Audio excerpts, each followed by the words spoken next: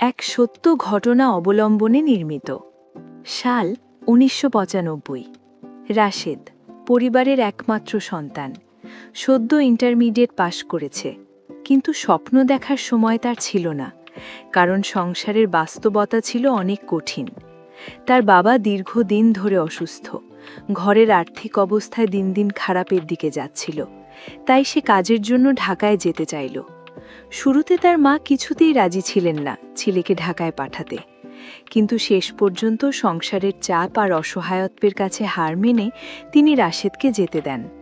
ঢাকায় এসে রাশেদ একটা পোশাক কারখানায় চাকরি পায়। মাসিক বেতন ৯৭০ টাকা, ওভারটাইম করলে কখনো কখনো ১৪০০ থেকে ১৭০০ টাকার মতো হয়ে যেত।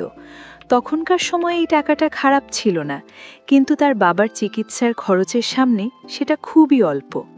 প্রতিদিন কাজের ফাঁকে, মেশিনের শব্দের মাঝেও রাশেদের মাথায় একটা চিন্তা ঘুরপাক খেত। যদি কোনো গার্মেন্টসে কাজ করা মেয়েকে বিয়ে করা যায়, তাহলে হয়তো সংসারটা একটু সহজ হবে। কিন্তু পরক্ষণেই আরেকটা ভাবনা এসে তাকে থামিয়ে দিত। যদি বিয়ের পর সে আর কাজ করতে না চায়, কিংবা নিজের পরিবার নিয়েই ব্যস্ত হয়ে পড়ে, তাহলে তো সবকিছু উল্টো হয়ে যাবে। এই দোলাচলের মধ্যে দিন কেটে যাচ্ছিল তার। একদিন কাজ শেষে সে একটু আগেই বাসায় ফিরে আসে। শরীরটা কেমন যেন অস্বস্তি লাগছিল। রাত ৮টার মধ্যেই খাওয়া দাওয়া সেরে নেয়। ঘরের ভেতরটা গুমোট লাগছিল, তাই সে ছাদে উঠে যায়। হালকা বাতাস, নির্জন রাত, আকাশে পূর্ণ চাঁদ। রাশেদ ছাদের এক কোণায় দাঁড়িয়ে আকাশের দিকে তাকিয়ে থাকে। তার চোখে তখন হাজারটা চিন্তা, সংসার, অসুস্থ বাবা, নিজের ভবিষ্যৎ। হঠাৎ পেছন থেকে কেউ তার কাঁধে আলতো করে হাত রাখে। স্পর্শটা অদ্ভুত, উষ্ণ, কিন্তু কেমন যেন অচেনা। রাশেদের মনে হয় যেন তার গভীর চিন্তার জগৎটা এক মুহূর্তে ভেঙে গেল। সে ধীরে ধীরে পেছন ফিরে তাকায়, আর তারপর সে যা দেখে তাতে সে কয়েক সেকেন্ড নিঃশ্বাস নিতেও ভুলে যায়। তার সামনে দাঁড়িয়ে আছে ১৫-১৬ বছরের এক তরুণী, সাদা সালোয়ার কামিজ পরা, হাতে কাঁচের চুড়ি, হালকা শব্দ করে বাজছে, চোখে গাঢ় কাজল, আর লম্বা চুলগুলো বাতাসে উড়ছে। চারপাশে যেন হালকা একটা মিষ্টি গন্ধ ছড়িয়ে পড়েছে। চাঁদের আলোয় তার মুখটা এমনভাবে ঝলমল করছিল যেন চাঁদই নিজের সৌন্দর্যের কাছে হার মেনে গেছে।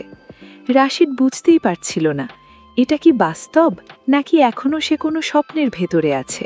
রাশেদ হকচকিয়ে গেল, বুকের ভেতরটা যেন ধকধক করে উঠল। গলা শুকিয়ে গেছে। আমতা আমতা করে সে বলল, কে আপনি? মেয়েটি হালকা হেসে ফেলল।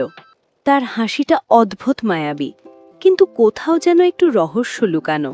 সে বলল, বাহ, আমি তো জানতাম মেয়ে মানুষ দেখলে ছেলেরা খুশি হয়, আর আপনি তো ভয়ে ঘামতে শুরু করেছেন। রাশেদ কিছু বলতে গিয়েও থেমে গেল। কি বলবে কিছুই বুঝতে পারছিল না।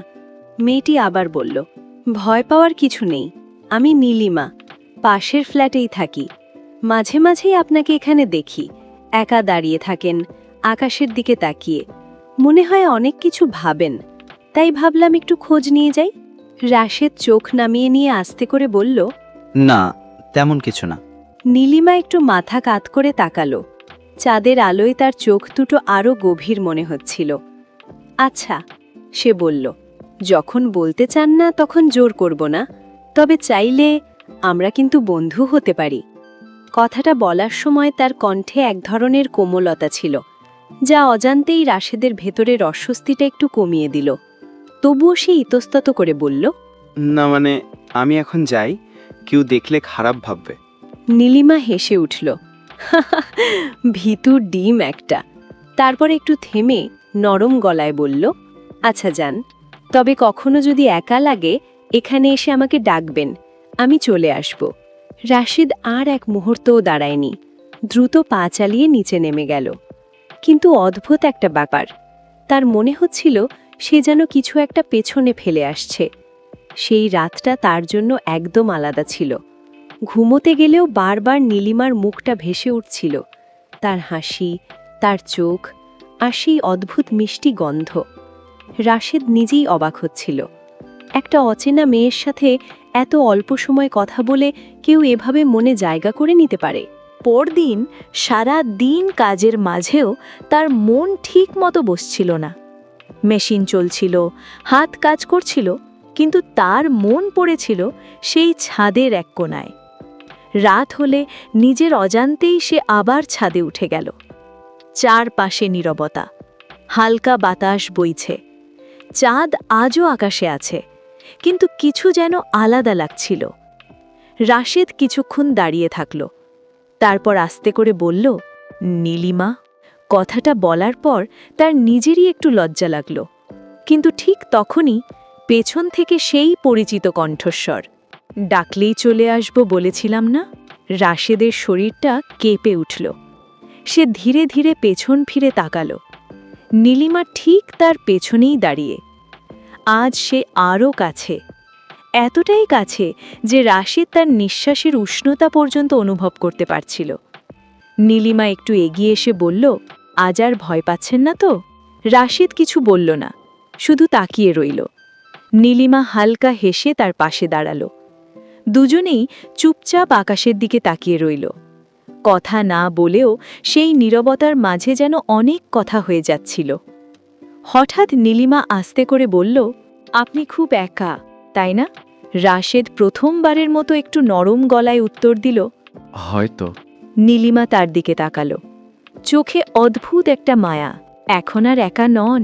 সেই রাত থেকেই শুরু হয় এমন একটা সম্পর্ক যার কোনো নাম ছিল না, কিন্তু ছিল এক অদ্ভুত টান, যা থেকে রাশেদ আর নিজেকে সরাতে পারছিল না। সেই রাতের পর থেকে সবকিছু যেন বদলে যেতে শুরু করল। রাশেদ এখন আর একা থাকত না। প্রতিদিন রাত হলেই সে ছাদে উঠে যেত, আর নীলিমা যেন তার জন্য অপেক্ষা করেই থাকত। কখনো দুজনে চুপচাপ আকাশ দেখত, কখনো গল্প করত, শৈশব, কষ্ট, স্বপ্ন।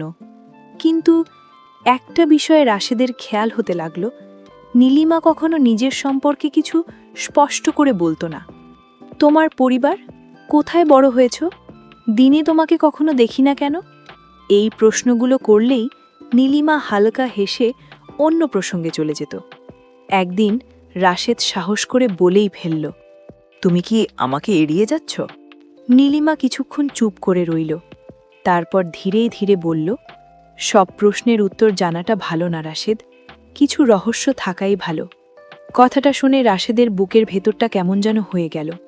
দিন যেতে লাগল। রাশেদ বুঝতে পারছিল সে নীলিমার প্রতি দুর্বল হয়ে পড়ছে। এক অদ্ভুত টান, যেটা সে চাইলেও কাটাতে পারছে না। এক রাতে হঠাৎ নীলিমা নিজেই বলল, রাশেদ, তুমি কি আমাকে বিশ্বাস করো? রাশেদ এক মুহূর্ত দেরি না করে বলল, হ্যাঁ। নীলিমা তার চোখের দিকে তাকিয়ে বলল, যদি আমি তোমার জীবনে সবসময় থাকতে চাই, তাহলে কি তুমি আমাকে গ্রহণ করবে? রাশেদ থমকে গেল। মানে? নীলিমা ধীরে ধীরে বলল, বিয়ে। কথাটা শুনে রাশেদের মাথা ঝিমঝিম করতে লাগল। সবকিছু যেন খুব দ্রুত হয়ে যাচ্ছে। একটা মেয়ে, যাকে সে ঠিকমতো চেনেও না, তার সাথে বিয়ে। কিন্তু অন্যদিকে তার মনে পড়ল বাবার অসুস্থতা, সংসারের চাপ, আর নীলিমার প্রতি তার অদ্ভুত টান। রাশেদ নিচু গলায় বলল, তুমি কি সিরিয়াস? নীলিমা এবার একদম গম্ভীর, হ্যাঁ, কিন্তু একটা শর্ত আছে। রাশেদের বুক ধক করে উঠল। কি শর্ত? নীলিমা ধীরে ধীরে তার কাছে এগিয়ে এলো। চাঁদের আলোয় তার চোখ দুটো আজ অন্যরকম লাগছিল, গভীর, অজানা। সে ফিসফিস করে বলল, বিয়ের পর তুমি কখনো আমার কিছু ব্যাপারে প্রশ্ন করবে না। রাশেদ কিছুক্ষণ চুপ করে রইল। তার ভেতরে দ্বন্দ্ব চলছিল, এটা কি ঠিক না ভুল? নীলিমা কিছুক্ষণ তার দিকে তাকিয়ে রইল, তারপর ধীরে ধীরে বলল, তুমি অন্যমনস্ক হয়ে গেলে কেন? রাশেদ হালকা কেঁপে উঠে বলল, না, কিছু না। নীলিমা একটু এগিয়ে এসে দাঁড়াল। তার চোখে অদ্ভুত একটা স্থিরতা। আমি বুঝতে পেরেছি। রাশেদ অবাক হয়ে তাকালো। কি বুঝতে পেরেছ? নীলিমা নরম গলায় বলল, তোমার বাবা খুব অসুস্থ, তাই না? সংসারের দায়িত্ব তোমার উপর। তুমি ভাবছ বিয়ে করলে হয়তো সবকিছু আরও কঠিন হয়ে যাবে। রাশেদের বুকটা ধক করে উঠল। এই কথাগুলো সে কখনো নীলিমাকে বলেনি, কিন্তু নীলিমা ঠিকই বলে দিল। রাশেদ ফিসফিস করে জিজ্ঞেস করল। তুমি কিভাবে জানলে? নীলিমা হালকা হেসে বলল, সব কথা জানতে হয় না, কিছু কিছু অনুভব করা যায়। তারপর সে আস্তে করে নিজের হাত থেকে কয়েকটা স্বর্ণের চুড়ি খুলে ফেলল। গলায় থাকা একটা ছোট চেনও খুলে রাশেদের হাতে দিল। রাশেদ হতবাক। এগুলো কেন দিচ্ছ? নীলিমা বলল, এগুলো বিক্রি করে দাও, তোমার বাবার চিকিৎসার জন্য টাকা পাঠাও। রাশেদ তাড়াতাড়ি মাথা নাড়ল। না না, এটা আমি নিতে পারবো না। নীলিমা এবার একটু গম্ভীর হয়ে গেল। এটা সাহায্য নয়, এটা আমার দায়িত্ব, যদি তুমি আমাকে নিজের মানুষ হিসেবে ভাবো। কথাটা শুনে রাশেদ চুপ হয়ে গেল। তার চোখ ভিজে উঠছিল। নীলিমা আবার নরম হয়ে বলল, এখন বলো, আমি কি তোমার জীবনের অংশ হতে পারি? রাশেদ অনেকক্ষণ চুপ করে থেকে শেষ পর্যন্ত আস্তে করে বলল, আমি রাজি। নীলিমার ঠোঁটে ধীরে ধীরে একটা হাসি ফুটে উঠল, কিন্তু সেই হাসির গভীরে একটা অজানা রহস্য তখনও লুকিয়েছিল। এরপর সবকিছু খুব দ্রুত ঘটে যায়। কোনো বড় আয়োজন নয়, কোনো আত্মীয় স্বজনের ভিড় নয়, খুব নিঃশব্দে, খুব সহজভাবে তাদের বিয়ে হয়ে যায়। বিয়ের পরের জীবন শুরু হয়, আর সেখান থেকেই রাশেদের জীবনের সবচেয়ে বড় সত্যটা ধীরে ধীরে সামনে আসতে থাকে। বিয়ের পরের প্রথম কয়েকদিন রাশেদের কাছে সবকিছু স্বপ্নের মতো লাগছিল। যে মেয়ে একদিন হঠাৎ ছাদের ওপর তার জীবনে ঢুকে পড়েছিল, আজ সে তার স্ত্রী। নীলিমা ছিল অদ্ভুতভাবে নিখুঁত। রাশেদের খাওয়া দাওয়া, ক্লান্তি, মন খারাপ সবকিছু সে নিঃশব্দে বুঝে যেত। কোনো বাড়তি কথা ছাড়াই সে যেন পুরো সংসারটাকে নিজের করে নিয়েছিল। রাশেদের মনে হচ্ছিল এটাই হয়তো তার জীবনের সবচেয়ে বড় শান্তি। কিন্তু সেই শান্তির ভেতরেই ধীরে ধীরে ফাটল ঝরতে শুরু করল। প্রথম অস্বাভাবিকতা, নীলিমা দিনের বেলা প্রায় ঘরের ভেতরেই থাকত। জানালার পর্দা সে কখনো সরাত না। রোদ পড়লেই তার মুখটা অদ্ভুতভাবে ফ্যাকাশে হয়ে যেত। রাশেদ একদিন হেসে জিজ্ঞেস করল, তোমার কি রোদে অ্যালার্জি আছে, নাকি রোদ তুমি পছন্দ করো না? নীলিমা কিছুক্ষণ চুপ থেকে ধীরে বলল, সব আলো সবার জন্য না। কথাটা শুনে রাশেদের বুকের ভেতরটা হালকা কেঁপে উঠল। দ্বিতীয় অস্বাভাবিকতা, রাতে একটা নির্দিষ্ট সময় এলেই নীলিমা নিজেকে আলাদা করে ফেলত।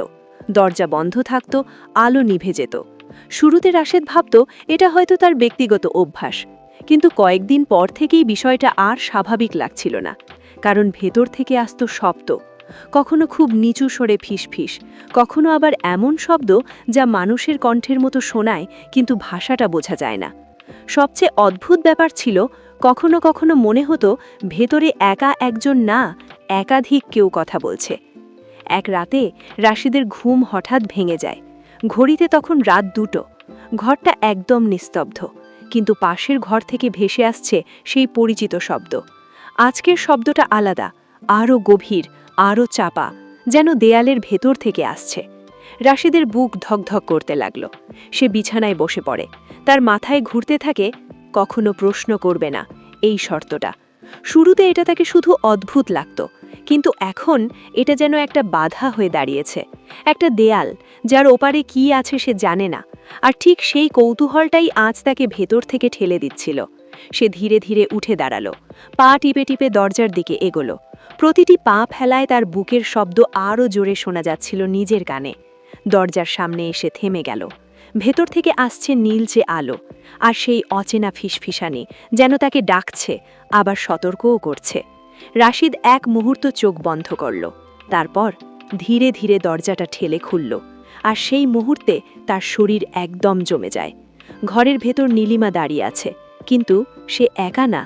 তার চারপাশে কিছু ছায়ার মতো অবয়ব ঘুরছে, মানুষের মতো আকৃতি, কিন্তু পুরোপুরি মানুষ না, যেন আলো আর অন্ধকারের মাঝামাঝি কিছু। নীলিমার চুলগুলো অস্বাভাবিকভাবে বাতাস ছাড়াই নড়ছে। তার চারপাশের বাতাস ভারী হয়ে আছে। হঠাৎ সব শব্দ থেমে যায়, ফিসফিসানি বন্ধ। ঘরটা একদম নিস্তব্ধ। নীলিমা ধীরে ধীরে মাথা ঘুরিয়ে দরজার দিকে তাকায়।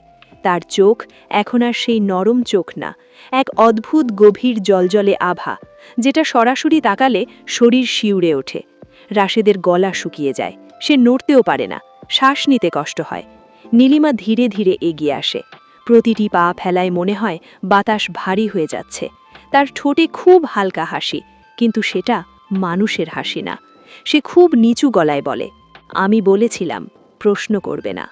এই কথাটা শোনার পর রাশেদের মাথার ভেতরটা যেন এক মুহূর্তে শূন্য হয়ে যায়। ঘরের আলো ধীরে ধীরে কাঁপতে থাকে, আর তারপর সব কিছু নিভে যায়।